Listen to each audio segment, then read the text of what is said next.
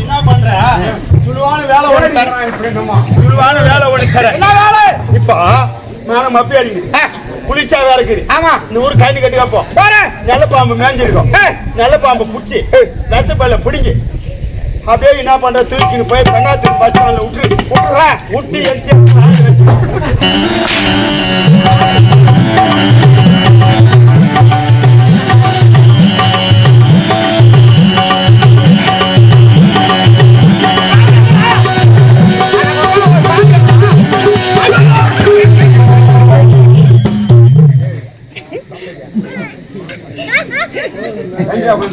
பூச்சா என்ன